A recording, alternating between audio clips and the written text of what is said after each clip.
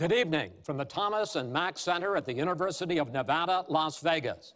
I'm Chris Wallace of Fox News, and I welcome you to the third and final of the 2016 presidential debates between Secretary of State Hillary Clinton and Donald J. Trump. This debate is sponsored by the Commission on Presidential Debates.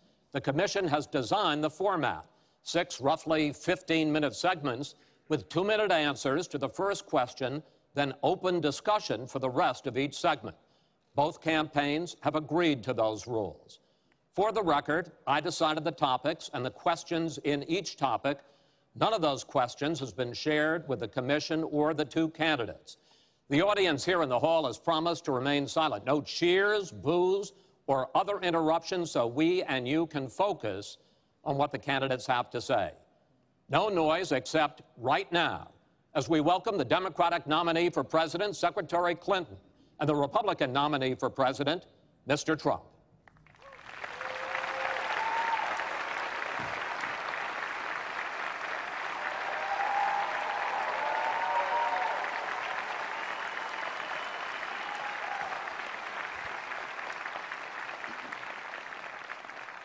Secretary Clinton, Mr. Trump, welcome. Let's get right to it. The first topic is the Supreme Court. You both talked briefly about the court in the last debate, but I want to drill down on this because the next president will almost certainly have at least 1 appointment and likely or possibly 2 or 3 appointments, which means that you will, in effect, determine the balance of the court for what could be the next quarter century. First of all, where do you want to see the court take the country? And secondly, what's your view on how the Constitution should be interpreted? Do the founders' words mean what they say, or is it a living document to be applied flexibly according to changing circumstances? In this segment, Secretary Clinton, you go first. You have 2 minutes. Thank you very much, Chris, and thanks to UNLV for hosting us. You know, I think when we talk about the Supreme Court, it really raises the central issue in this election. Namely, what kind of country are we going to be? What kind of opportunities will we provide for our citizens? What kind of rights will Americans have? And I feel strongly that the Supreme Court needs to stand on the side of the American people, not on the side of the powerful corporations and the wealthy. For me, that means that we need a Supreme Court that will stand up on behalf of women's rights, on behalf of the rights of the LGBT community, that will stand up and say no to Citizens United, a decision that has undermined the election system in our country because of the way it permits dark, unaccountable money to come into our electoral system. I have major disagreements with my opponent about these issues and others that will be before the Supreme Court. But I feel that at this point in our country's history, it is important that we not reverse marriage equality, that we not reverse Roe v. Wade, that we stand up against Citizens United, we stand up for the rights of people in the workplace, that we stand up and basically say the Supreme Court should represent all of us.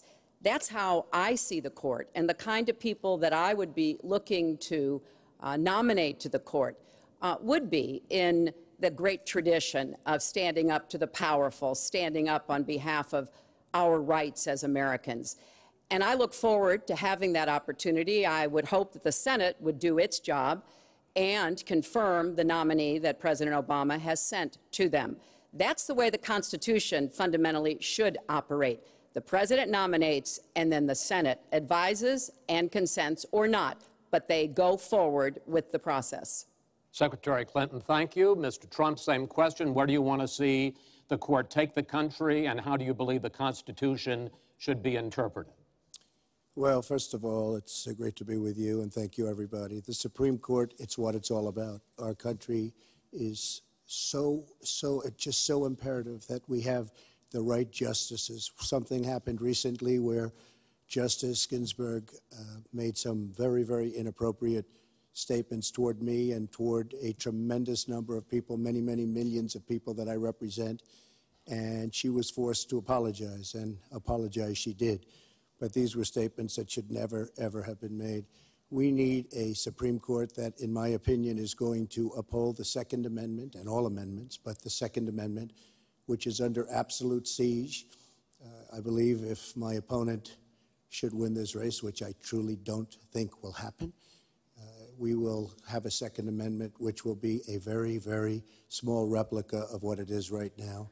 But I feel that it's absolutely important that we uphold because of the fact that it is under such trauma.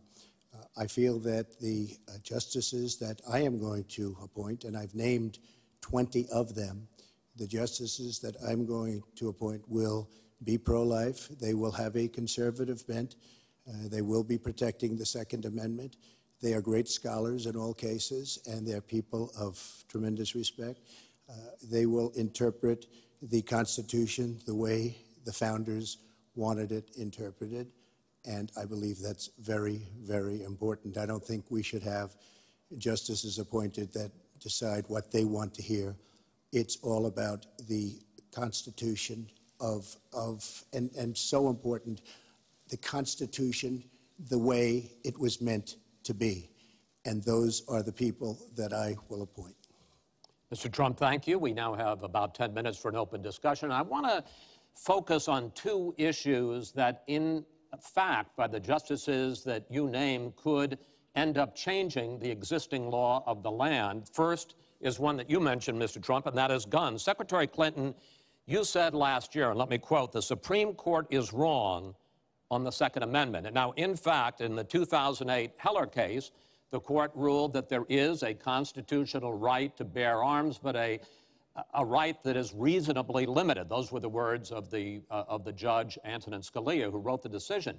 What's wrong with that? Well, first of all, I support the Second Amendment. I lived in Arkansas for 18 wonderful years. I represented upstate New York. I understand and respect the tradition of gun ownership. It goes back to the founding of our country. But I also believe that there can be and must be reasonable regulation. Because I support the Second Amendment doesn't mean that I want people who shouldn't have guns to be able to threaten you, kill you or members of your family. And so when I think about what we need to do, we have 33,000 people a year who die from guns. I think we need comprehensive background checks, need to close the online loophole, close the gun show loophole. There's other matters that I think are sensible, that are the kind of reforms that would make a difference, that are not in any way conflicting with the Second Amendment. You mentioned the Heller decision, and what I was saying that you referenced, Chris, was that I disagreed with the way the court applied the Second Amendment in that case, because what the District of Columbia was trying to do was to protect toddlers from guns. And so they wanted people with guns to safely store them. And the court didn't accept that reasonable regulation, but they've accepted many others. So I see no conflict between saving people's lives and defending the Second Amendment. Let me bring Mr. Trump in here. The Bipartisan Open Debate Coalition got millions of votes on questions to ask here, and this was, in fact, one of the top questions that they got. How will you ensure the Second Amendment is protected? You just heard Secretary Clinton's answer. Does she persuade you that while you may disagree on regulation, that in fact she supports a Second Amendment right to bear arms? Well, the D.C. versus Heller decision was very strongly, and she was extremely angry about it. I watched. I mean, she was very, very angry when upheld. And Justice Scalia was so involved, and it was a well-crafted decision. But Hillary was extremely upset, extremely angry, and people that believe in the Second Amendment and believe in it very strongly were very upset with what she had to say. Well, let me bring in Secretary Clinton. Were you extremely upset? Well, I was upset because, unfortunately, dozens of toddlers injure themselves, even kill people with guns, because, unfortunately, not everyone who has loaded guns in their homes takes appropriate precautions. But there's no doubt that I respect the Second Amendment, that I also believe there's an individual right to bear arms. That is not in conflict with sensible common sense regulation. And, you know, look, I understand that Donald's been strongly supported by the NRA. The gun lobby's on his side. They're running millions of dollars of ads against me.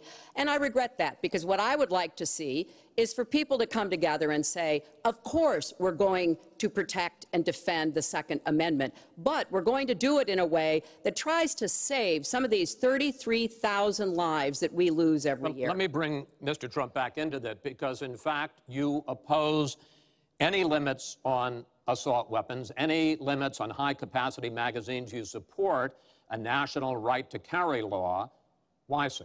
Well, let me just tell you, before we go any further, in Chicago, which has the toughest gun laws in the United States, probably you could say by far, they have more gun violence than any other city. So we have the toughest laws, and you have tremendous gun violence. I am a very strong supporter of the Second Amendment, and I don't know if Hillary was saying it in a sarcastic manner, but I'm very proud to have the endorsement of the NRA, and it's the earliest endorsement they've ever given to anybody who ran for president. So I'm very honored by all of that. We are going to appoint justices. This is the best way to help the Second Amendment. We are going to appoint justices that will feel very strongly about the Second Amendment, that will not do damage to the Second Amendment. Well, let's pick up on another issue which divides you and the justices that whoever ends up winning this election appoints could have a dramatic effect there, and that's the issue of abortion.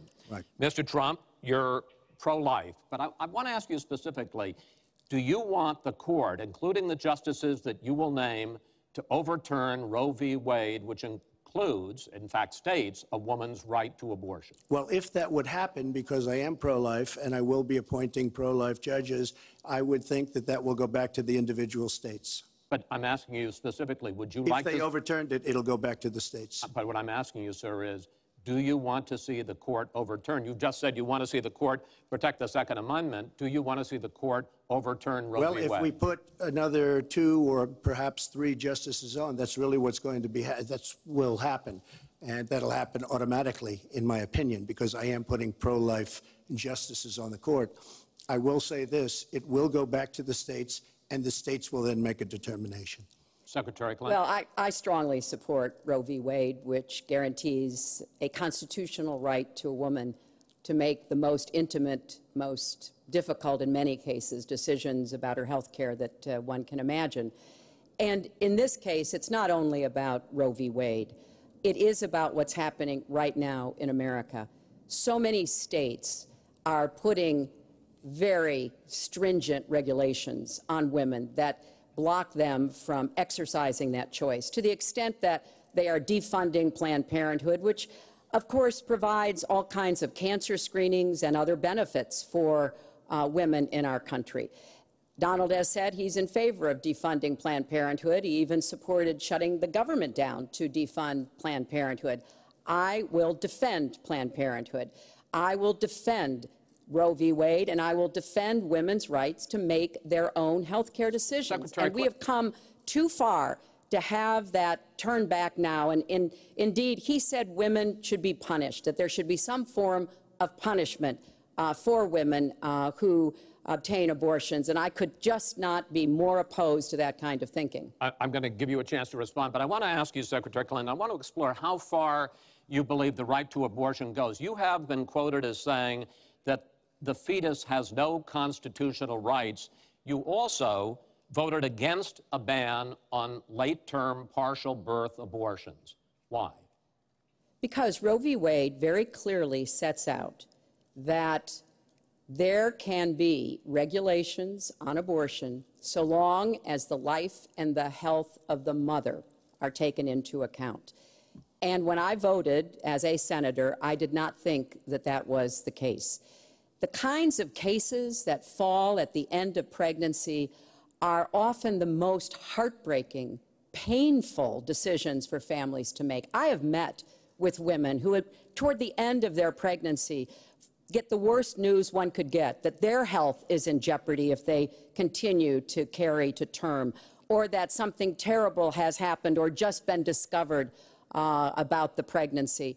I do not think the United States government should be stepping in and making those most personal of decisions. So you can regulate if you are doing so with the life and the health of the mother taken into account. Mr. Trump, your reaction, and particularly on this issue of late-term partial birth Well, abortion. I think it's terrible. If you go with what Hillary is saying, in the 9th month, you can take the baby and rip the baby out of the womb of the mother just prior to the birth of the baby. Now, you can say that that's okay, and Hillary can say that that's okay, but it's not okay with me. Because based on what she's saying and based on where she's going and where she's been, you can take the baby and rip the baby out of the womb in the 9th month on the final day. And that's not acceptable. Well, that is not what happens in these cases. And using that kind of scare rhetoric is just terribly unfortunate. You should meet with some of the women that I've met with, women I've known over the course of my life. This is one of the worst possible choices that any woman and her family has to make. And I do not believe the government should be making it. You know, I've had the great honor of traveling across the world on behalf of our country. I've been to countries where governments either forced women to have abortions like they used to do in China, or forced women to bear children like they used to do in Romania. And I can tell you the government has no business in the decisions that women make with their families in accordance with their faith, with medical advice, and I will stand up for that right. All right. But just briefly, I want to move on to another honestly, segment. Nobody has business doing what I just said, doing that as late as 1 or 2 or 3 or 4 days prior to birth. Nobody has that. All right. Let's move on to the subject of immigration. And there is almost no issue that separates the two of you more than the issue of immigration. Actually, there are a lot of issues that separate the two of you. Mr. Trump, you want to build a wall. Secretary Clinton, you have offered no specific plan for how you want to secure our southern border. Mr. Trump, you are calling for major deportations. Secretary Clinton, you say that within your first 100 days as president, you're going to offer a package that includes a pathway to citizenship. The question really is, why are you right and your opponent wrong? Mr. Trump, you go first in this segment. You have 2 minutes. Well, first of all, she wants to give amnesty, which is a disaster and very unfair to all of the people that are waiting in line for many, many years. We need strong borders. In the audience tonight, we have 4 mothers of, I mean, these are unbelievable people that I've gotten to know over a period of years whose children have been killed, brutally killed by people that came into the country illegally. You have thousands of mothers and fathers and relatives all over the country. They're coming in illegally. Drugs are pouring in through the border. We have no country if we have no border. Hillary wants to give amnesty. She wants to have open borders. The border secure, as you know, the Border Patrol agents, 16,500 plus ICE last week, endorsed me. First time they've ever endorsed a candidate. It means their job is tougher, but they know what's going on. They know it better than anybody. They want strong borders. They feel we have to have strong borders. I was up in New Hampshire the other day. The biggest complaint they have, it's with all of the problems going on in the world, many of the problems caused by Hillary Clinton and by Barack Obama, all of the problems, their single biggest problem is heroin that pours across our southern borders, just pouring and destroying their youth. It's poisoning the blood of their youth and plenty of other people. We have to have strong borders. We have to keep the drugs out of our country. Right now, we're getting the drugs, they're getting the cash. We need strong borders. We need absolute, we cannot give amnesty. Now, I want to build the wall. We need the wall. The Border Patrol, ICE, they all want the wall. We stop the drugs. We shore up the border. One of my first acts will be to get all of the drug lords, all of the bad ones. We have some bad, bad people in this country that have to go out. We're going to get them out. We're going to secure the border. And once the border is secured, at a later date, we'll make a determination as to the rest. But we have some bad hombres here, and we're going to get them out. Mr. Trump, thank you. Same question to you, Secretary Clinton. Basically, why are you right and Mr. Trump is wrong? Well, as he was talking, I was thinking about a young girl I met here in Las Vegas, Carla, who was very worried that her parents might be deported because she was born in this country, but they were not. They work hard. They do everything they can to give her a good life. And you're right. I don't want to rip families apart. I don't want to be sending parents away from children. I don't want to see the deportation force that Donald has talked about in action in our country. We have 11 million undocumented people. They have 4 million American citizen children, 15 million people. He said as recently as a few weeks ago in Phoenix that every undocumented person would be subject to deportation. Now, here's what that means. It means you would have to have a massive law enforcement presence, where law enforcement officers would be going school to school, home to home, business to business, rounding up people who are undocumented. And we would then have to put them on trains, on buses to get them out of our country. I think that is an idea that is not in keeping with who we are as a nation. I think it's an idea that would rip our country apart. I have been for border security for years. I voted for border security in the United States Senate. And my comprehensive immigration reform plan, of course, includes border security. But I want to put our resources where I think they're most needed, getting rid of any violent person, anybody who should be deported. We should deport them. When it comes to the wall that Donald talks about building, he went to Mexico. He had a meeting with the Mexican president, didn't even raise it. He choked, and then got into a Twitter war because the Mexican president said, we're not paying for that wall. So I think we are both a nation of immigrants and we are a nation of laws, and that we can act accordingly. And that's why I'm introducing comprehensive immigration reform within the first 100 days with a path to citizenship. Thank you, Secretary Clinton. I want to follow up. I think I should respond to that. First of all, I had a very good meeting with the president of Mexico, very nice man. We will be doing very much better with Mexico on trade deals, believe me. The NAFTA deal signed by her husband is one of the worst deals ever made of any kind, signed by anybody. It's a disaster. Hillary Clinton wanted the wall. Hillary Clinton fought for the wall in 2006 or thereabouts. Now, she never gets anything done, so naturally the wall wasn't built. But Hillary Clinton wanted the wall. Well, let me. We are a country of laws. And by the way, no, wait. I'd like to hear from. But I'd like to hear from. I'd like to hear from Secretary Clinton. I voted for border security, and there are some limited places where that was appropriate. There also is necessarily going to be new technology and how best to deploy that. But it is clear when you look at what Donald has been proposing. He started his campaign bashing immigrants, calling Mexican immigrants rapists and criminals and drug dealers, that he has a very different view about what we should do to deal with immigrants. Now, what I am also arguing is that bringing undocumented immigrants out from the shadows, putting them into the formal economy will be good, because then employers can't exploit them and undercut Americans' wages. And Donald knows a lot about this. He used undocumented labor to build the Trump Tower. He underpaid undocumented workers, and when they complained, he basically said what a lot of employers do. You complain, I'll get you deported. I want to get everybody out of the shadows, get the economy working, and not let employers like Donald exploit undocumented workers, which hurts them but also hurts American workers. Mr. Trump. President Obama has moved millions of people out. Nobody knows about it. Nobody talks about it. But under Obama, millions of people have been moved out of this country. They've been deported. She doesn't want to say that, but that's what's happened, and that's what's happened big league. As far as moving these people out and moving, we either have a country or we don't. We're a country of laws. We either have a border or we don't. Now, you can come back in and you can become a citizen, but it's very unfair. We have millions of people that did it the right way. They're online, they're waiting. We're going to speed up the process, big league, because it's very inefficient.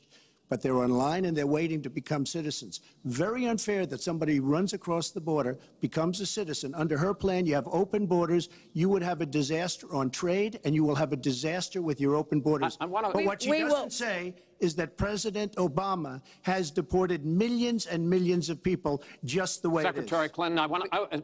We will not have open borders. Well, that is a rank mischaracterization. Secretary Clinton. We will have secure borders, but we will also have reform. And this used to be a bipartisan issue. Ronald Reagan was the last president to sign immigration reform, and George W. Bush supported it as well. Secretary Clinton, I want to clear up your position on this issue, because in a speech you gave to a Brazilian bank for which you were paid $225,000, we've learned from the WikiLeaks that you said this, and I want to quote, "My dream is a hemispheric common market with open trade and open borders." So that's the question. That's the question. Please quiet, everybody. Is that your dream, open borders? Well, if you went on to read the rest of the sentence, I was talking about energy. You know, we trade more energy with our neighbors than we trade with the rest of the world combined. And I do want us to have an electric grid, an energy system that crosses borders. I think that will be a great benefit to us. But you are very clearly quoting from WikiLeaks, and what's really important about WikiLeaks is that the Russian government has engaged in espionage against Americans.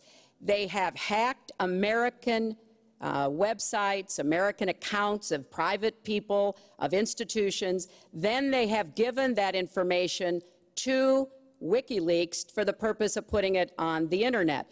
This has come from the highest levels of the Russian government, clearly from Putin himself, in an effort, as 17 of our intelligence agencies have confirmed, to influence our election. So I actually think the most important question of this evening, Chris, is finally, will Donald Trump admit and condemn that the Russians are doing this and make it clear that he will not have the help of Putin in this election, that he rejects Russian espionage against Americans, which he actually encouraged in the past.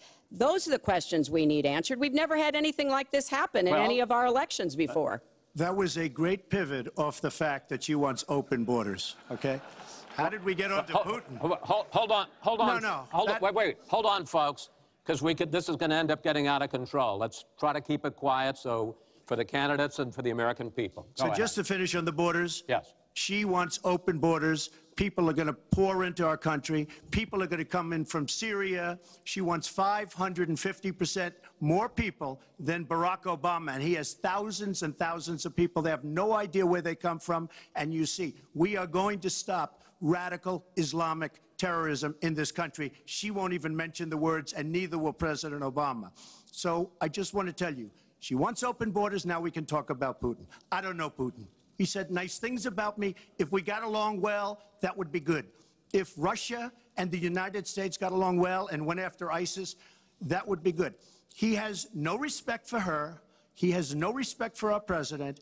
And I'll tell you what, we're in very serious trouble because we have a country with tremendous numbers of nuclear warheads, 1,800, by the way, where they expanded and we didn't. 1,800 nuclear warheads. And she's playing chicken.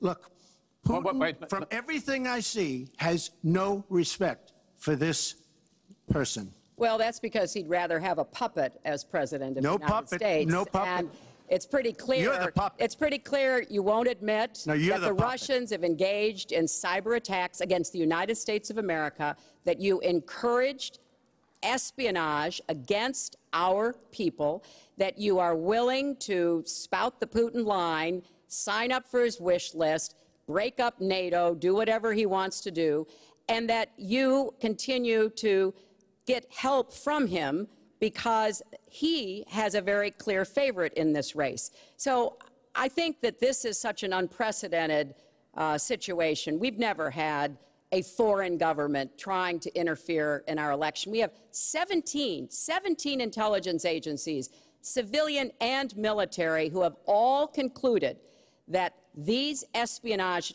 attacks, these cyber attacks, come from the highest levels of the Kremlin, and they are designed to influence our election. I find that deeply disturbing, and I think it's time. She has no idea whether it's Russia, China, or anybody else. I am not quoting myself. No idea. I am quoting Hillary, you have no idea. 17 do you doubt 17 our military has and no civilian idea. Agencies? Well, yeah, he'd rather believe Vladimir Putin than the military and civilian intelligence professionals who are sworn to protect us. I find that just absolutely She doesn't like Putin because Putin has outsmarted her at every step of the way. Excuse me. Putin has outsmarted her in Syria. He's outsmarted her every step of the way. I do get to ask some questions. Yes, that's And I would like to ask you this direct question The top national security officials of this country do believe that Russia has been behind these hacks. Even if you don't know for sure whether they are, do you condemn any interference by Russia in the American election? By Russia or anybody else? You condemn their interference? Of course I condemn. Of course I can. I don't know Putin. I have no idea. I never met Putin. This is not my best friend. But if the United States got along with Russia, wouldn't be so bad. Let me tell you, Putin has outsmarted her and Obama at every single step of the way, whether it's Syria, no, you name it, missiles. Take a look at the startup that they signed.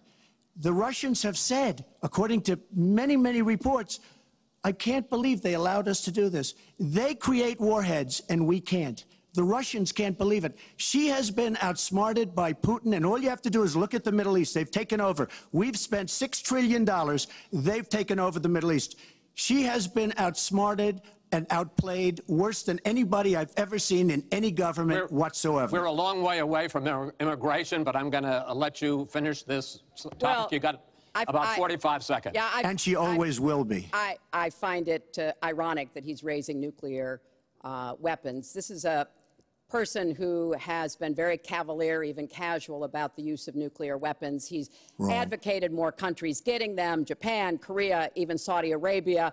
He's said, well, if we have them, why don't we use them, which I think is terrifying. But here's the deal. The bottom line on nuclear weapons is that when the president gives the order, it must be followed.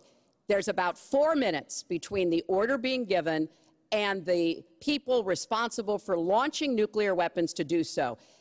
And that's why 10 people who have had that awesome responsibility have come out and in an unprecedented way said they would not trust Donald Trump with the nuclear codes or to have his finger on the nuclear button.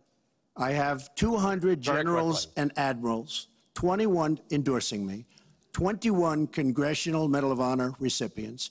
As far as Japan and other countries, we are being ripped off by everybody in the world. We're defending other countries. We are spending a fortune doing it. They have the bargain of the century.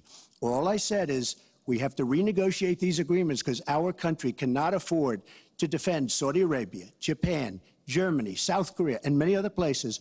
We cannot continue to afford. She took that as saying nuclear weapons. Look, she's been proven to be a liar on so many different ways. This is just another lie. Well, I'm just quoting you when there's no quote. You're not going to find a quote from me. Nuclear competition in Asia. You said, you know, go ahead, enjoy yourselves, folks. That kind and defend of language, yourselves. And defend yourselves. I didn't say nuclear. And defend yourself. The United States has kept the peace through our alliances. Donald wants to tear up our alliances. I think it makes the world safer, and frankly, it makes the United States safer. I would work with our allies in Asia, in Europe, in the Middle East, and elsewhere. That's the only way we're going to be able to keep the peace. We are going to move on to the next topic, which is the economy, and I hope we handle that as well as we did immigration. You also have very different ideas about how to get the economy growing faster. Secretary Clinton, in your plan, government plays a big role. You see more government spending, more entitlements, more tax credits, more tax penalties. Mr. Trump, you want to get government out with lower taxes and less regulation. Yes. We're going to drill down into this a little bit more, but in this overview, please explain to me why you believe that your plan will create more jobs and growth for this country and your opponent's plan will not. In this round, you go first, Secretary Clinton. Well, I think when the middle class thrives, America thrives. And so my plan is based on growing the economy, giving middle class families many more opportunities. I want us to have the biggest jobs program since World War II, jobs in infrastructure and advanced manufacturing. I think we can compete with high-wage countries, and I believe we should. New jobs in clean energy, not only to fight climate change, which is a serious problem, but to create new opportunities and new businesses. I want us to do more to help small business. That's where 2/3 of the new jobs are going to come from. I want us to raise the national minimum wage because people who live in poverty should not, who work full-time should not still be in poverty. And I sure do want to make sure women get equal pay for the work we do. I feel strongly that we have to have an education system that starts with preschool and goes through college. That's why I want more technical education in high schools and in community colleges, real apprenticeships to prepare young people for the jobs of the future. I want to make college debt-free, and for families making less than $125,000, you will not get a tuition bill from a public college or university if the plan that I worked on with Bernie Sanders is enacted. And we're going to work hard to make sure that it is, because we are going to go where the money is. Most of the gains in the last years since the Great Recession have gone to the very top. So we are going to have the wealthy pay their fair share. We're going to have corporations make a contribution greater than they are now to our country. That is a plan that has been analyzed by independent experts, which said that it could produce 10 million new jobs. By contrast, Donald's plan has been analyzed to conclude it might lose 3.5 million jobs. Why? Because his whole plan is to cut taxes, to give the biggest tax breaks ever to the wealthy and to corporations, adding $20 trillion to our debt and causing the kind of dislocation that we have seen before, because it truly will be trickle-down economics on steroids. So the plan I have, I think, will actually produce greater opportunities. The plan he has will cost us jobs and possibly lead to another Great Recession. Secretary, thank you. Mr. Trump, why will your plan create more jobs and growth than Secretary Clinton? Well, first of all, before I start on my plan, her plan is going to raise taxes and even double your taxes. Her tax plan is a disaster. And she can say all she wants about college tuition, and I'm a big proponent. We're going to do a lot of things for college tuition, but the rest of the public's going to be paying for it. We will have a massive, massive tax increase under Hillary Clinton's plan. But I'd like to start off where we left, because when I said Japan and Germany, and I'm not to single them out, but South Korea, these are very rich, powerful countries. Saudi Arabia, nothing but money. We protect Saudi Arabia. Why aren't they paying? She immediately, when she heard this, I questioned it. And I questioned NATO. Why aren't the NATO questioned? Why aren't they paying? Because they weren't paying. Since I did this was a year ago, all of a sudden they're paying. And I've been given a lot of credit for it. All of a sudden they're starting to pay up. They have to pay up. We're protecting people. They have to pay up. And I'm a big fan of NATO, but they have to pay up. She comes out and said, we love our allies. We think our allies are great. Well, it's awfully hard to get them to pay up when you have somebody saying, we think how great they are. We have to tell Japan in a very nice way. We have to tell Germany, all of these countries, South Korea, we have to say, you have to help us out. We have, during his regime, during President Obama's regime, we've doubled our national debt. We're up to $20 trillion. So my plan, we're going to renegotiate trade deals. We're going to have a lot of free trade. We're going to have free trade, more free trade than we have right now. But we have horrible deals. Our jobs are being taken out by the deal that her husband signed, NAFTA, one of the worst deals ever. Our jobs are being sucked out of our economy. You look at all of the places that I just left. You go to Pennsylvania, you go to Ohio, you go to Florida, you go to any of them. You go upstate New York. Our jobs have fled to Mexico and other places. We're bringing our jobs back. I am going to renegotiate NAFTA. And if I can't make a great deal, then we're going to terminate NAFTA and we're going to create new deals. We're going to have trade, but we're going to terminate it. We're going to make a great trade deal. And if we can't, we're going to do it. We're going to go a separate way, because it has been a disaster. We are going to cut taxes massively. We're going to cut business taxes massively. They're going to start hiring people. We're going to bring the $2.5 trillion that's offshore back into the country. We are going to start the engine rolling again, because right now our country is dying at 1% GDP. Well, let me translate that if I can, Chris, because you can't. The fact is he's going to advocate for the largest tax cuts we've ever seen, 3 times more than the tax cuts under the Bush administration.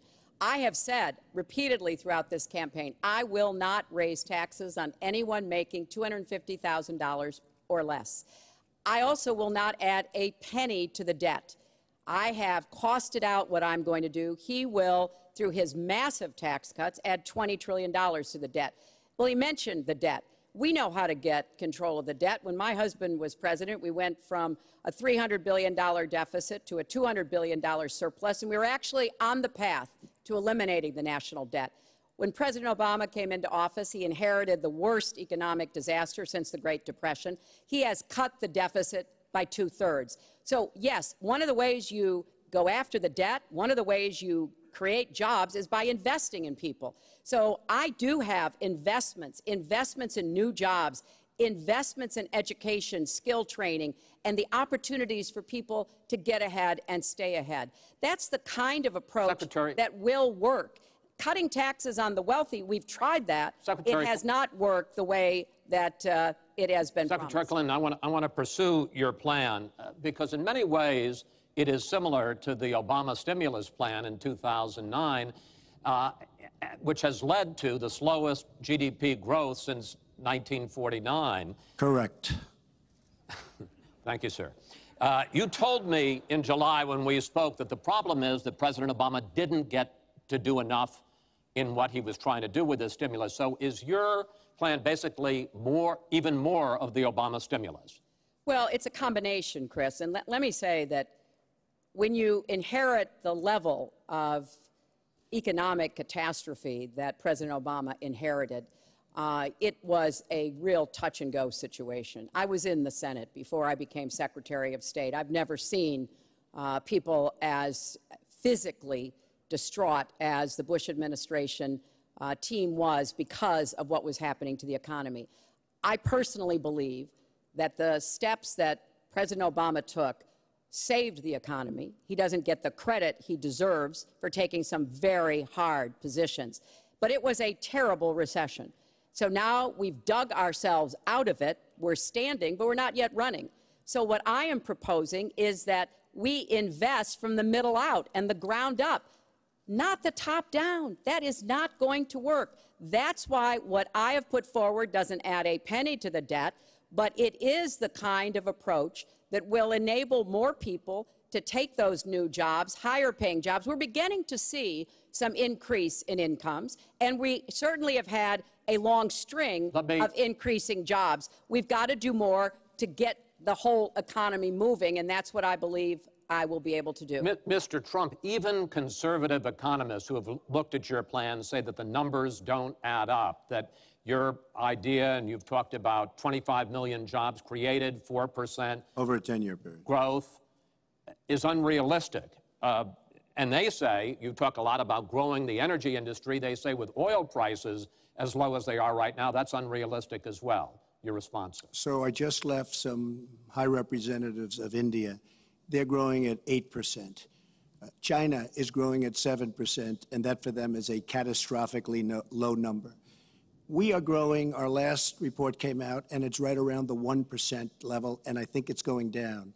Last week, as you know, at the end of last week, they came out with an anemic jobs report, a terrible jobs report. In fact, I said, is that the last jobs report before the election? Because if it is, I should win easily. It was so bad. The report was so bad. Look, our country is stagnant. We've lost our jobs. We've lost our businesses. We're not making things anymore, relatively speaking. Our product is pouring in from China, pouring in from Vietnam, pouring in from all over the world. I've visited so many communities. This has been such an incredible education for me, Chris. I've gotten to know so many. I've developed so many friends over the last year, and they cry when they see what's happened. I passed factories that were thriving 20, 25 years ago, and because of the bill that her husband signed and she blessed 100%, it is just horrible what's happened to these people in these communities. Now, she can say that her husband did well, but boy, did they suffer as NAFTA kicked in, because it didn't really kick in very much, but it kicked in after they left. Boy, did they suffer. That was one of the worst things that's ever been signed by our country. Now she wants to sign Trans-Pacific Partnership, and she wants it. She lied when she said she didn't call it the gold standard in one of the debates. She totally lied. She did call it the gold standard, and they actually fact-checked, and they said I was right. I was so honored. I want to give you a chance to briefly speak to that, and then I want to pivot to 1/6 of the economy, which is Obamacare. But go ahead, briefly. First, let me say, number one, when I saw the final agreement for TPP, I said I was against it. It didn't meet my tests. I've had the same tests. Does it create jobs, raise incomes, and further our national security? I'm against it now. I'll be against it after the election. I'll be against it when I'm president. There's only one of us on this stage who's actually shipped jobs to Mexico, because that's Donald. He's shipped jobs to 12 countries, including Mexico. But he mentioned China. And, you know, one of the biggest problems we have with China is the illegal dumping of steel and aluminum into our markets. I have fought against that as a senator. I've stood up against it as Secretary of State. Donald has bought Chinese steel and aluminum. In fact, the Trump hotel right here in Las Vegas was made with Chinese steel. So he goes around with crocodile tears about how terrible it is, but he has given jobs to Chinese steel workers, not American steel workers. Mr. Trump? That's the kind of approach that is just not going to work. We're going to pull the country together. We're going to have trade agreements that we enforce. That's why I'm going to have a trade prosecutor for the first time in history. And we're going to enforce those agreements. And we're going to look for businesses to help us by buying American products. I ask a simple question. She's been doing this for 30 years. Why the hell didn't you do it over the last 15, 20 years? You were very much involved. Excuse me. My turn. You were very much involved in every aspect of this country. Very much. And you do have experience. I'd say the one thing you have over me is experience, but it's bad experience because what you've done has turned out badly. For 30 years, you've been in a position to help. And if you say that I use steel or I use something else, I make it impossible for me to do that. I wouldn't mind. The problem is you talk, but you don't get anything done, Hillary. You don't. Just like when you ran the State Department, $6 billion was missing. How do you miss $6 billion? You ran the State Department. $6 billion was either stolen, they don't know. It's gone. $6 billion. If you become president, this country is going to be in some mess, believe me. Well, first of all, what he just said about the State Department is not only untrue, it's been debunked numerous times. But I think it's really an important issue. He raised the 30 years of experience. So let me just talk briefly about that. You know, back in the 1970s, I worked for the Children's Defense Fund, and I was taking on discrimination against African-American kids in schools. He was getting sued by the Justice Department for racial discrimination in his apartment buildings. In the 1980s, I was working to reform the schools in Arkansas. He was borrowing $14 million from his father to start his businesses. In the 1990s, I went to Beijing, and I said women's rights are human rights.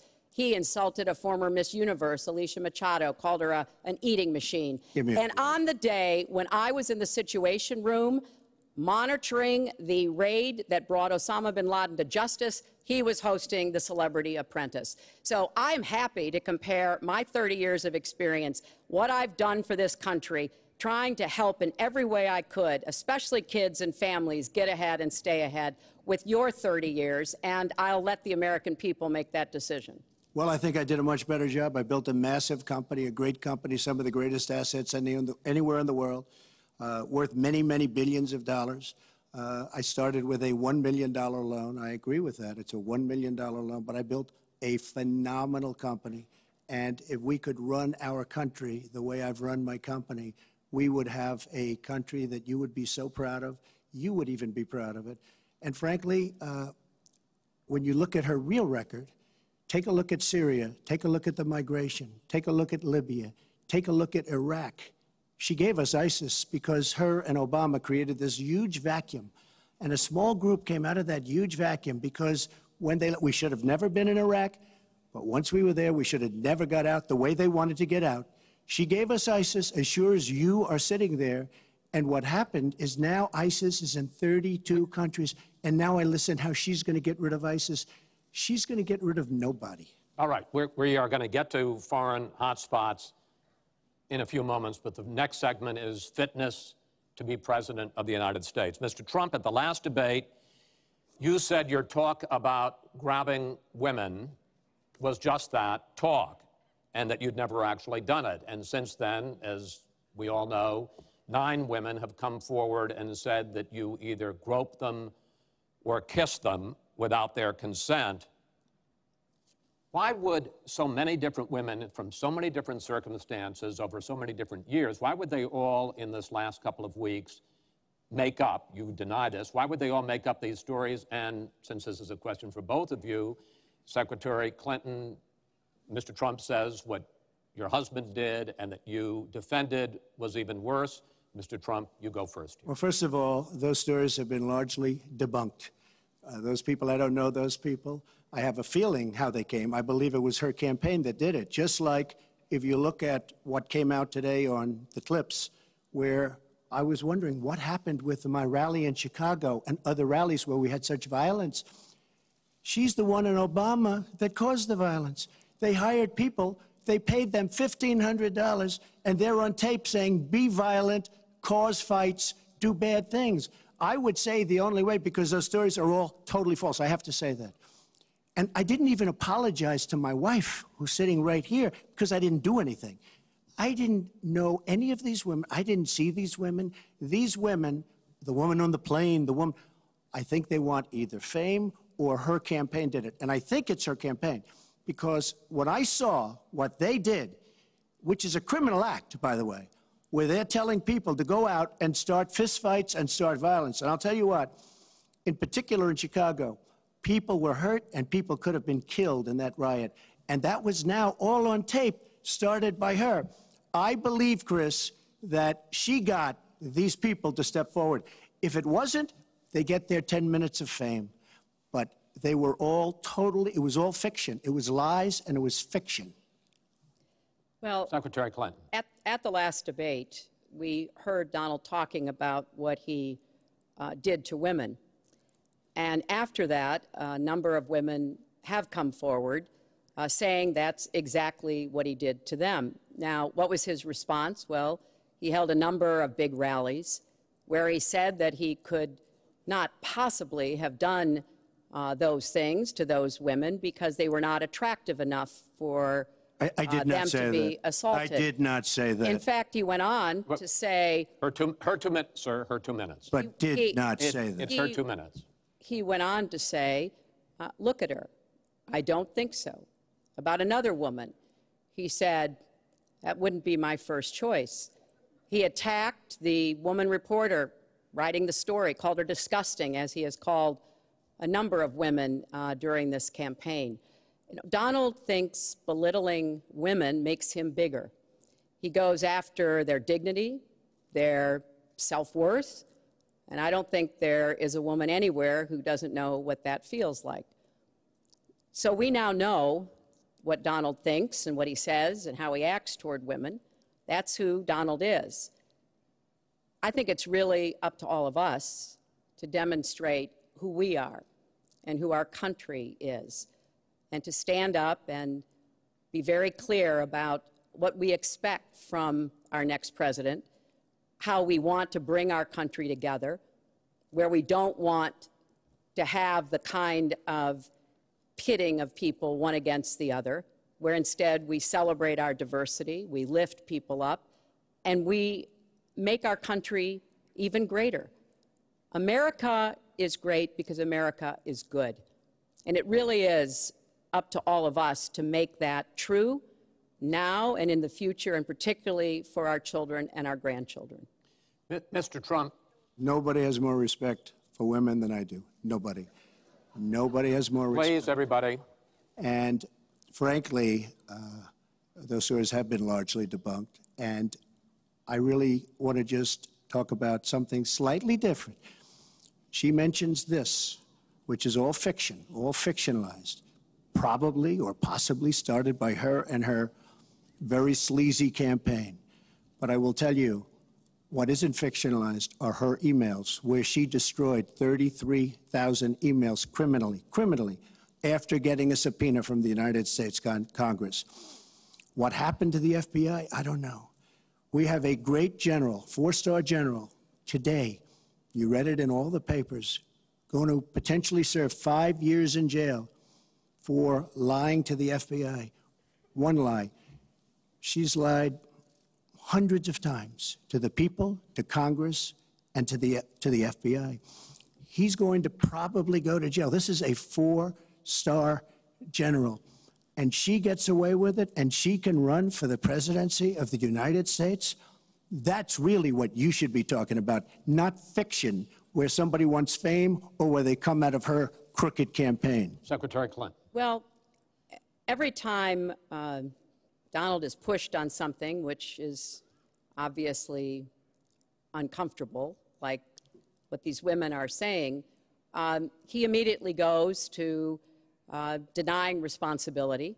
And it's not just about women. he never apologizes or says he's sorry for anything. So we know what he has said and what he's done to women.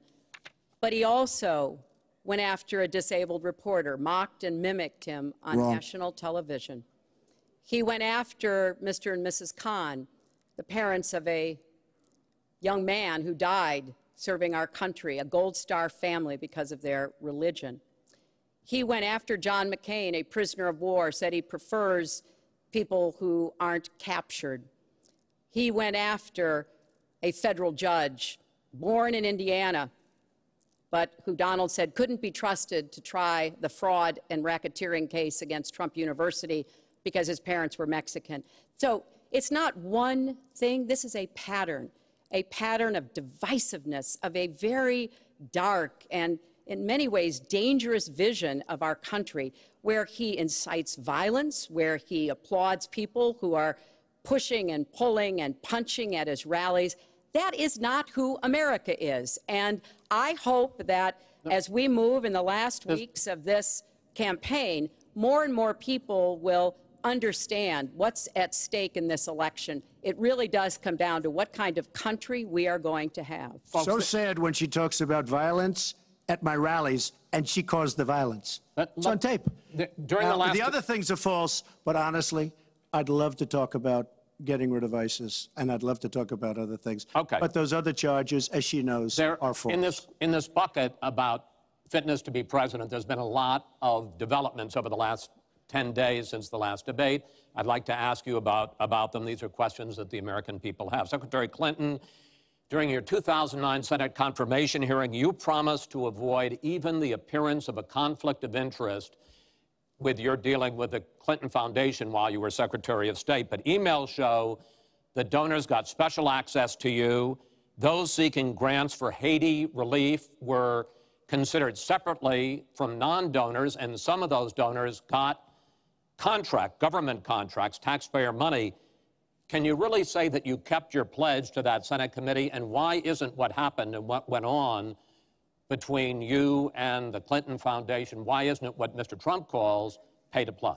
Well, everything I did as Secretary of State was in furtherance of our country's interests and our values. The State Department has said that. I think that's been proven. But I am happy. In fact, I'm thrilled to talk about the Clinton Foundation because it is a world-renowned charity.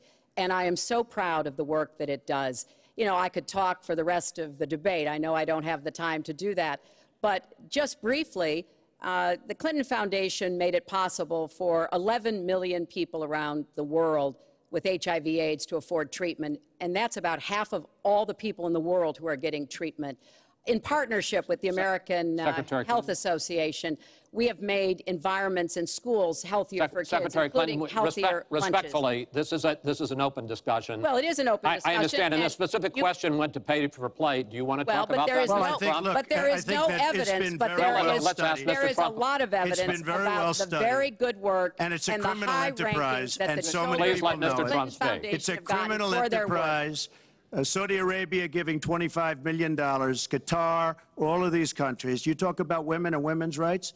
So these are people that push gays off buildings. These are people that kill women and treat women horribly, and yet you take their money.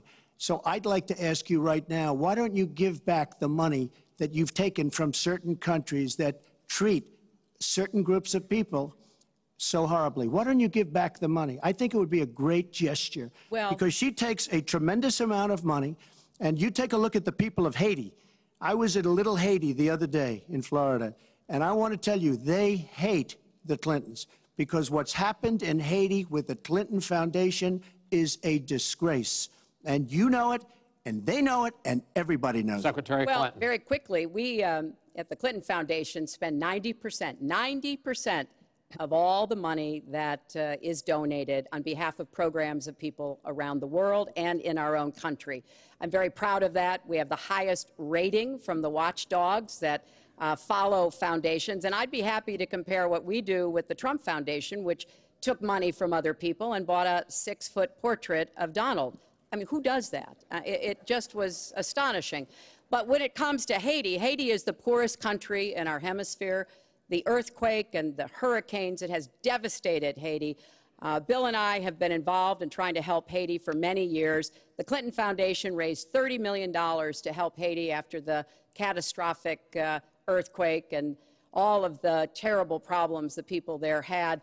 We've done things to help small businesses, agriculture, and so much else. And we're going to keep working to help Haiti because it's an important part of the American They don't want you to help them anymore. I'd like to mention one thing. Trump Foundation, small foundation. People contribute. I contribute. The money goes 100% goes to different charities, including a lot of military. I don't get anything. I don't buy boats. I don't buy planes. What happens is the money goes out. Wasn't some of the money used to settle your lawsuit, sir? No, it was, we put up the American flag, and that's it. They put up the American flag. We fought for the right in Palm Beach to put up the American flag. There was a penalty that was imposed by Palm Beach County, and the money came from your foundation. And by the way, the money went to Fisher House, where they build houses. The money that you're talking about went to Fisher House, where they build houses for veterans and disabled. I want to get into one last... But of course, there's no way we can know whether any of that is true because he hasn't released his tax returns. He is the first candidate ever to run for president in the last 40-plus years who has not released his tax returns. So everything he says about charity or anything else, we can't prove it. You can look at our tax returns. We've got them all out there. But what is really troubling is that we learned in the last debate he has not paid a penny in federal income tax. And we were talking about immigrants a few minutes ago, Chris.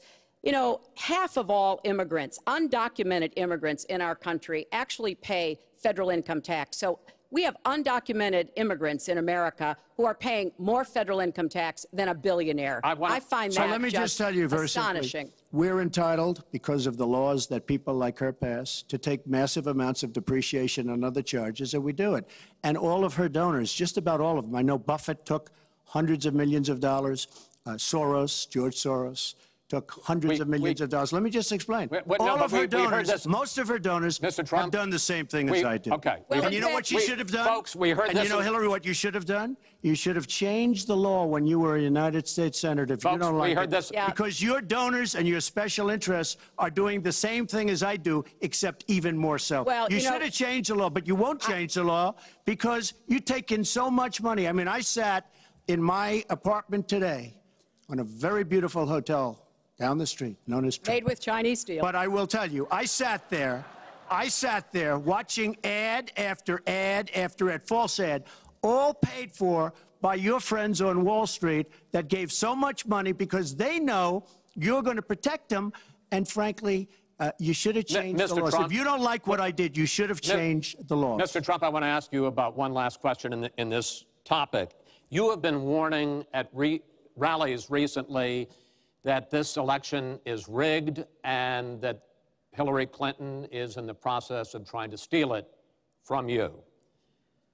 Your running mate, Governor Pence, pledged on Sunday that he and you, his words, will absolutely accept the result of this election. Today, your daughter Ivanka said the same thing. I want to ask you here on the stage tonight, do you make the same commitment that you will absolutely, sir, that you will absolutely accept the result of this election? I will look at it at the time. I'm not looking at anything now. I'll look at it at the time.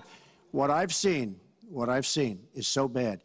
First of all, the media is so dishonest and so corrupt, and the pile-on is so amazing. The New York Times actually wrote an article about it that they don't even care.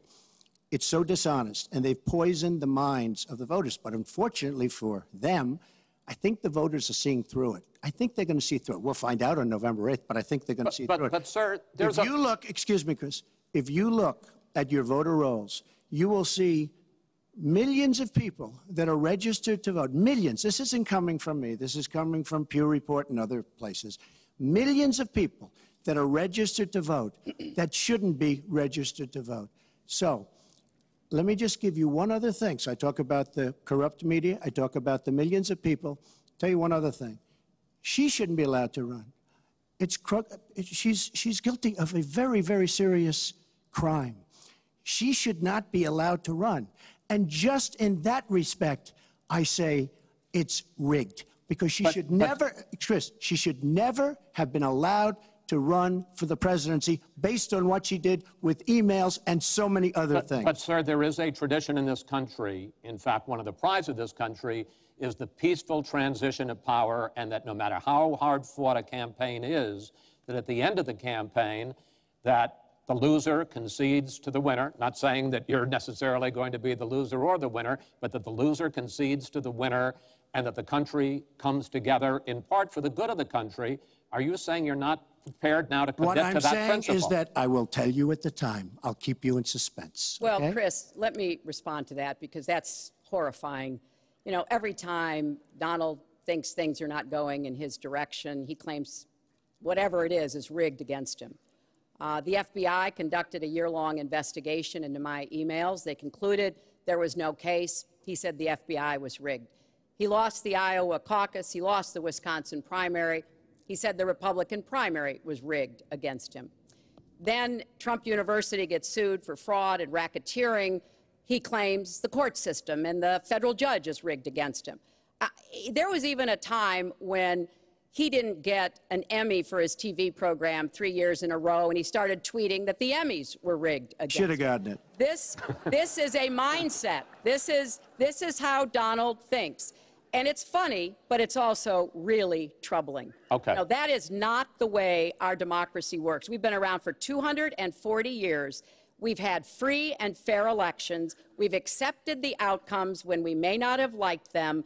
And that is what must be expected of anyone standing on a debate stage during a general election. You know, President Obama said the other day, when you're whining before the game is even finished, it just shows you're not up to doing the job. And let's be clear about what he is saying and what that means. He is denigrating, he's talking down our democracy. And I, for one, am appalled that somebody who is the nominee of one of our two major parties would take that kind of position. I think what the FBI did and what the Department of Justice did, including meeting with her husband, the Attorney General, on the back of an airplane on the tarmac in Arizona, I think it's disgraceful. I think it's a disgrace. All right. I think we've never had a situation so bad. Hold on, in this folks. country. This doesn't do any good for anyone. Let's please continue the debate, and let's move on to the subject of foreign hotspots. The Iraqi offensive to take back Mosul has begun. If they are successful in pushing ISIS out of that city and out of all of Iraq, the question then becomes, what happens the day after? And that's something that whoever of you ends up as president is going to have to confront. Will you put U.S. troops into that vacuum to make sure that ISIS doesn't come back or isn't replaced by something even worse? Secretary Clinton, you go first in this segment. You have 2 minutes. Well, I am encouraged that there is an effort led by the Iraqi army, supported by Kurdish forces, and also given the help and advice from the number of special forces and other Americans on the ground. But I will not support putting American soldiers into Iraq as an occupying force. I don't think that is in our interests, and I don't think that would be smart to do. In fact, Chris, I think that would be a big red flag waving for ISIS to reconstitute itself. The goal here is to take back Mosul. It's going to be a hard fight. I've got no illusions about that. And then continue to press into Syria to begin to take back and move on Raqqa, which is the ISIS headquarters. I am hopeful that the hard work that American military advisors have done will pay off, and that we will see a really successful military operation. But we know we've got lots of work to do. Syria will remain a hotbed of terrorism as long as the civil war, aided and abetted by the Iranians and the Russians, continue. So I have said, look, we need to keep our eye on ISIS. That's why I want to have an intelligence surge that protects us here at home, why we have to go after them from the air, on the ground, online, why we have to make sure here at home we don't let terrorists buy weapons. If you're too dangerous to fly, you're too dangerous to buy a gun. And I'm going to continue to push for a no-fly zone and safe havens within Syria, not only to help protect the Syrians and prevent the constant outflow of refugees, but to frankly gain some leverage on both the Syrian government and the Russians so that perhaps we can have the kind of serious negotiation necessary to bring the conflict to an end and go forward on a political track.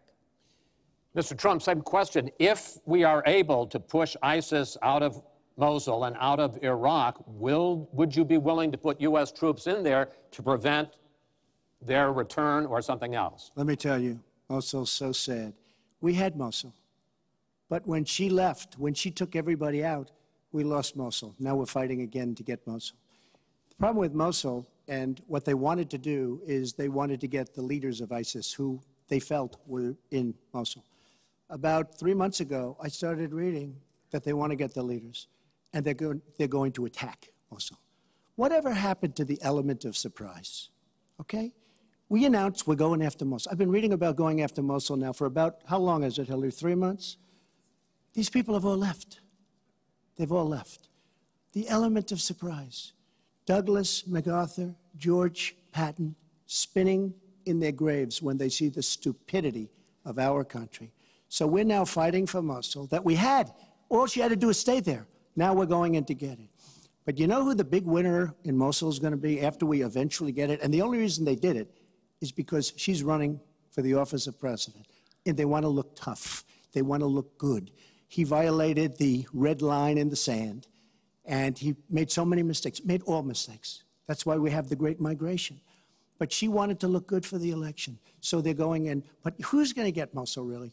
We'll take Mosul eventually. By the way, if you look at what's happening, much tougher than they thought. Much, much tougher, much more dangerous, going to be more deaths than they thought. But the leaders that we wanted to get are all gone because they're smart. They say, what do we need this for? So Mosul is going to be a wonderful thing, and Iran should write us a letter of thank you, just like the really stupid, the stupidest deal of all time, a deal that's going to give Iran absolutely nuclear weapons. Iran should write us yet another letter saying thank you very much. Because Iran, as I said many years ago, Iran is taking over Iraq, something they've wanted to do forever, but we've made it so easy for them. So we're now going to take Mosul, and you know who's going to be the beneficiary? Iran. Boy, are they making, I mean, they are outsmarting. Look, you're not there. You might be involved in that decision, but you were there when you took everybody out of Mosul and out of Iraq. You shouldn't have been in Iraq, but you did vote for it. You shouldn't have been in Iraq, but once you were in Iraq, you should have never left the way. The point is, the big winner is going to be Iran. Well, you know, once again, Donald is implying that he didn't support the invasion of Iraq. I said it was a mistake. I've said that years ago. He has consistently denied what is a very clear fact, that before the invasion, he supported it. And, you know, I just want everybody to go Google it. Google Donald Trump Iraq, and you will see the dozens of sources which verify that he was for the invasion of Iraq. And you can actually hear the audio of him saying that. Now, why does that matter? Well, it matters because he has not told the truth about that position. I guess he believes it makes him look better now to contrast with me because I did vote for it. But what's really important here is to understand all the interplay. Mosul is a Sunni city. Mosul is on the border of Syria. And yes, we do need to go after Baghdadi, and just like we went after bin Laden while you were doing Celebrity Apprentice, and we brought him to justice. We need to go after the leadership, but we need to get rid of them, get rid of their fighters. They're estimated several thousand fighters in Mosul. They've been digging underground. They've been prepared to defend. It's going to be tough fighting, but I think we can take back Mosul, and then we can move on into Syria and take back Raqqa. This is what we have to do. I'm just amazed that he seems to think that the Iraqi government and our allies and everybody else launched the attack on Mosul to help me in this election. But that's how Donald thinks, you know. He always is looking for some Chris, we don't gain anything. He has all these Iran is taking over Iraq. Secretary Clinton. Iran is taking over Iraq. We don't gain Secretary Clinton. We would have gained if they did it by surprise. Wait. Secretary Clinton, it's an open discussion. Secretary. We would have gained if they did it by surprise. Secretary, please let Mr. Trump speak. He's unfit, and he proves it every time you he are talks. the one that's unfit. You know, WikiLeaks just actually came out. John Podesta said some horrible things about you, and boy, was he right. He said some beauties. And, you know, Bernie Sanders, he said you have bad judgment. You do. And if you think that going into Mosul, after we let the world know we're going in, and all of the people that we really wanted, the leaders, they're all gone. If you think that was good, then you do. Now, John Podesta said you have terrible instincts. Bernie Sanders said you have bad judgment. I agree with both. Well, you should ask Bernie Sanders who he's supporting for president, and he has said, which is as a big he has mistake. campaigned for me around the country, you are the most dangerous person to run for president in the modern history of America. I think he's right. Let's turn to Aleppo. Mr. Trump, in the last debate, you were both asked about the situation in the Syrian city of Aleppo, and I want to follow up on that because you said several things in that debate which were not true, sir. You said that Aleppo has basically fallen. In fact, there are... It's a catastrophe. It is a catastrophe, but there are a quarter of... Have you seen it? Have you seen it? Sir, have you seen what's happened to Aleppo? If I might finish my question. Okay, so it hasn't fallen. Take a look at it. Well, there are 250,000 people still living there and being slaughtered. That's right. You also and they are being slaughtered yes, because of bad decisions. If I may just finish here. And you also said that Syria and Russia are busy fighting ISIS. In fact, they have been the ones who've been bombing and shelling eastern Aleppo, and they just announced a humanitarian pause, in effect admitting that they have been bombing and shelling Aleppo. Would you like to clear that up, sir? Well, Aleppo is a disaster. It's a humanitarian nightmare, but it has fallen from any standpoint. I mean, what do you need, a signed document? Take a look at Aleppo. It is so sad when you see what's happened. And a lot of this is because of Hillary Clinton, because what's happened is by fighting Assad, who turned out to be a lot tougher than she thought, and now she's going to say, oh, he loves Assad. He's just much tougher and much smarter than her and Obama. And everyone thought he was gone 2 years ago, 3 years ago. He aligned with Russia. He now also aligned with Iran, who we made very powerful. We gave them $150 billion back. We give them $1.7 billion in cash. I mean cash, bundles of cash as big as this stage. We gave them $1.7 billion. Now, they have aligned. He has aligned with Russia and with Iran. They don't want ISIS, but they have other things because we're backing rebels. We don't know who the rebels are. We're giving them lots of money, lots of everything. We don't know who the rebels are. And when and if, and it's not going to happen because you have Russia and you have Iran now, but if they ever did overthrow Assad, you might end up with as bad as Assad is, and he's a bad guy. But you may very well end up with worse than Assad. If she did nothing, we'd be in much better shape. And this is what's caused the Great Migration, where she's taken in tens of thousands of Syrian refugees who probably, in many cases, not probably, who are definitely, in many cases, ISIS-aligned, and we now have them in our country, and wait till you see, this is going to be the great Trojan horse, and wait till you see what happens in the coming years. Lots of luck, Hillary. Thanks a lot for doing a great job. Secretary Clinton, you have talked about, and in the last debate and again today, that you would impose a no-fly zone to try to protect the people of Aleppo and to stop the killing there. President Obama has refused to do that because he fears it's going to draw us closer or deeper into the conflict. And General Joseph Dunford, the chairman of the Joint Chiefs of Staff, says, you impose a no-fly zone, chances are you're going to get into a war, his words, with Syria and Russia. So the question I have is, if you impose a no-fly zone, first of all, how do you respond to their concerns? Secondly, if you impose a no-fly zone and a Russian plane violates that, does President Clinton shoot that plane down? Well, Chris, first of all, I think a no-fly zone could save lives and could hasten the end of the conflict. I am well aware of the really legitimate concerns that you have expressed from both the president and the general. This would not be done just on the first day. This would take a lot of negotiation. It would also take making it clear to the Russians and the Syrians that our purpose here was to provide safe zones on the ground. We've had millions of people leave Syria, and those millions of people inside Syria who've been dislocated. So I think we could strike a deal and make it very clear to the Russians and the Syrians that this was something that we believed was in the best interests of the people on the ground in Syria. It would help us with our fight against ISIS. But I want to respond to what Donald said about refugees. He's made these claims repeatedly.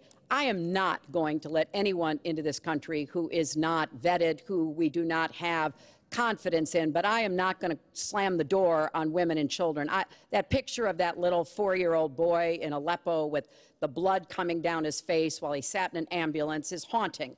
And so we are going to do very careful, thorough vetting.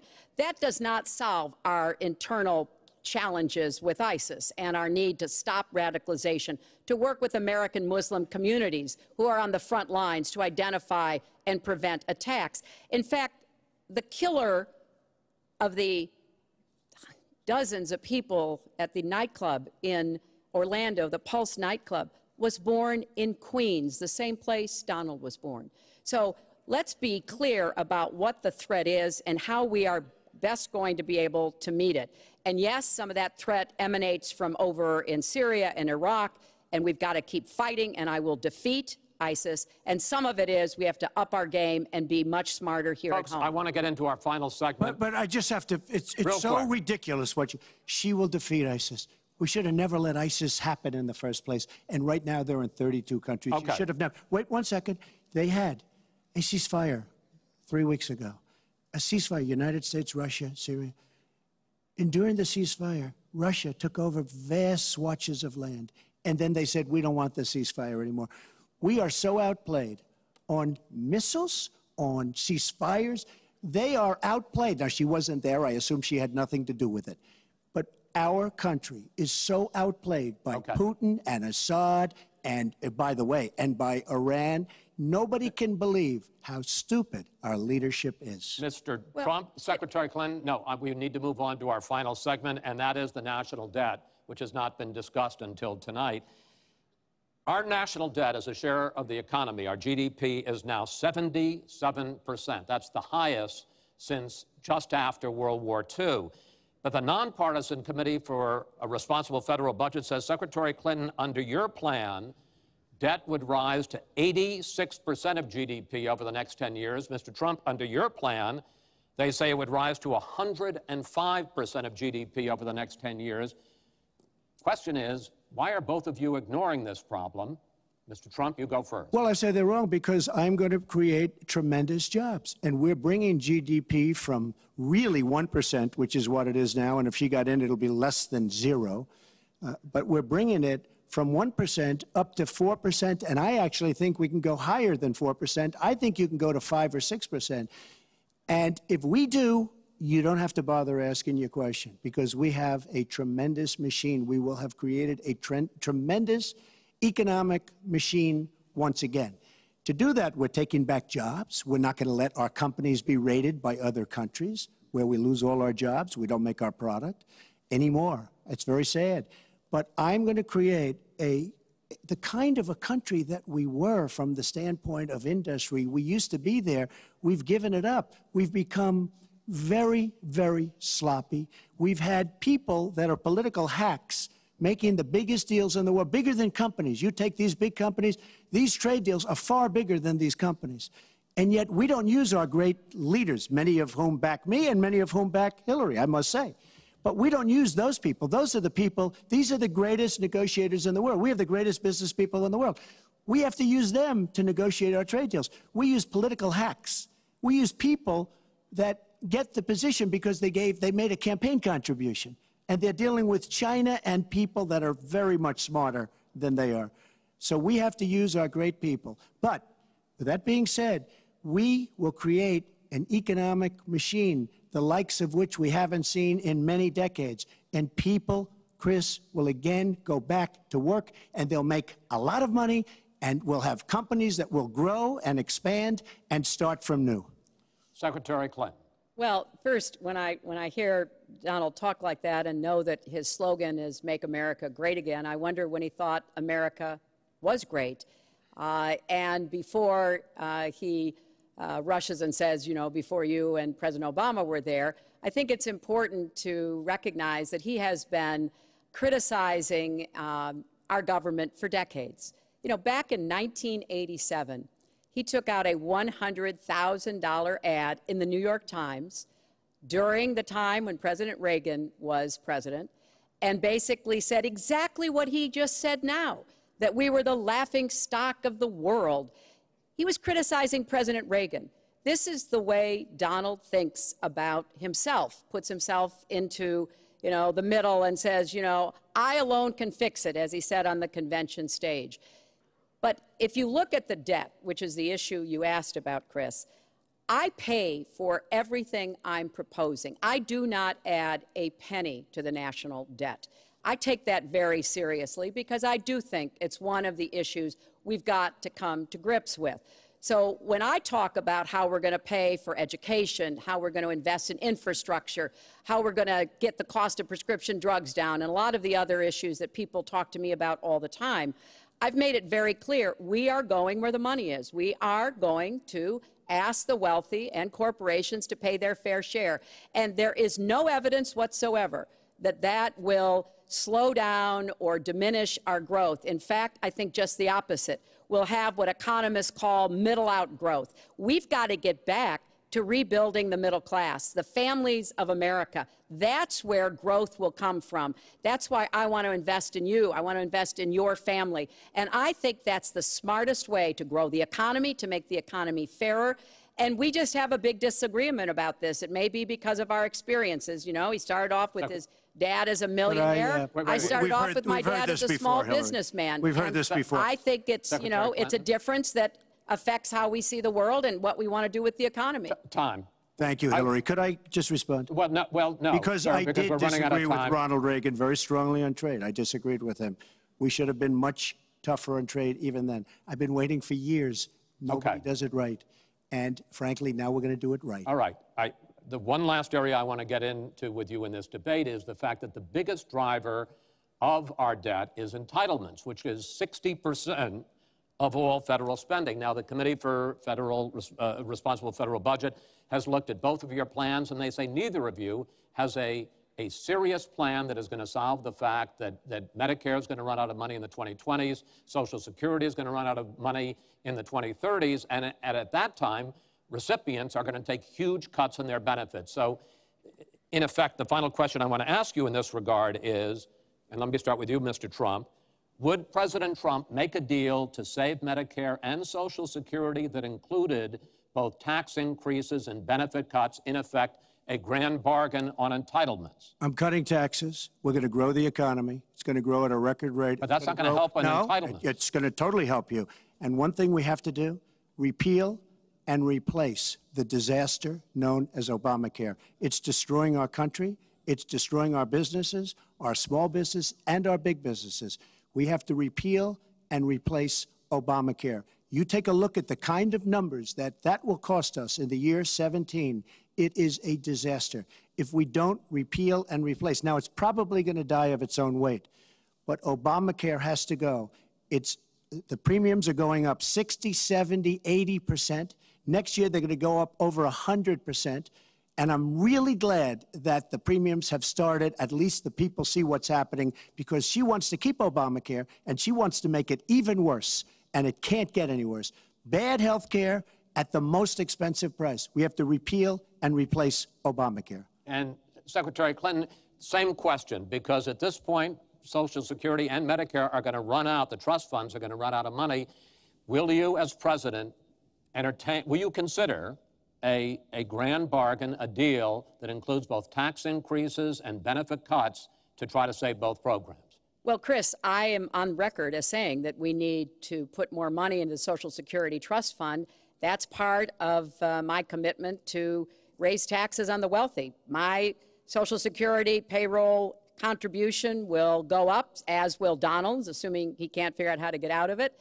But what we want to do is to replenish the Social Security Trust Fund by making sure that we have sufficient resources. And that will come from either raising the cap and or finding other ways to get more money into it. I will not cut benefits.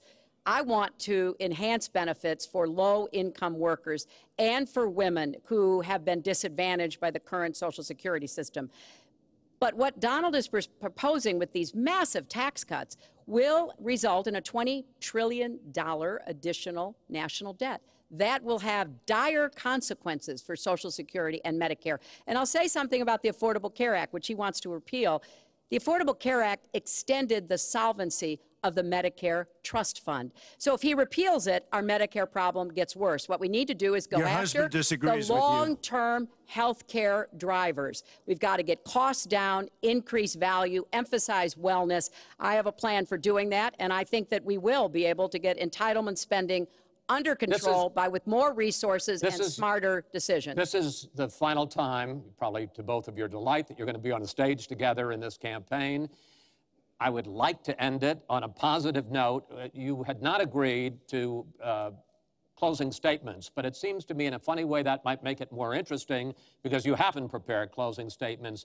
So I'd like you each to take it. We're going to put a clock up, a minute, as the final question in the final debate to tell the American people why they should elect you to be the next president.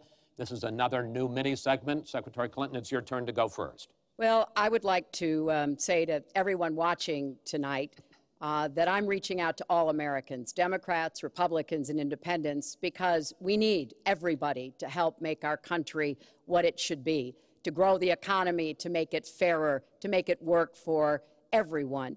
We need your talents, your skills, your commitment, your energy, your ambition. You know, I've been privileged to see the presidency up close, and I know the awesome responsibility of protecting our country and the incredible opportunity of working to try to make life better for all of you. I have made the cause of children and families really my life's work. That's what my mission will be in the presidency. I will stand up for families against powerful interests, against corporations. I will do everything that I can to make sure that you have good jobs with rising incomes, that your kids have good educations from preschool through college. I hope you will give me a chance to serve as your president. Secretary Clinton, thank you. Mr. Trump?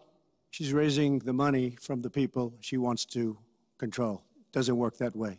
But when I started this campaign, I started it very strongly. It's called Make America Great Again. We're going to make America great. We have a depleted military. It has to be helped, has to be fixed. We have the greatest people on earth in our military. We don't take care of our veterans. We take care of illegal immigrants, people that come into the country illegally, better than we take care of our vets. That can't happen. Our policemen and women are disrespected.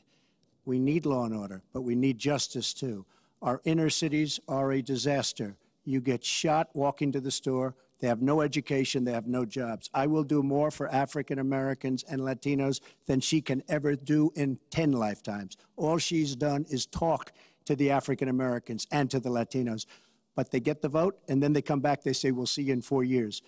We are going to make America strong again, and we are going to make America great again, and it has to start now. We cannot take 4 more years of Barack Obama, and that's what you get when you get her. Thank you both. Secretary Clinton, hold on just a moment, folks. Secretary Clinton, Mr. Trump, I want to thank you both for participating in all 3 of these debates. That brings to an end this year's debate sponsored by the Commission on Presidential Debates.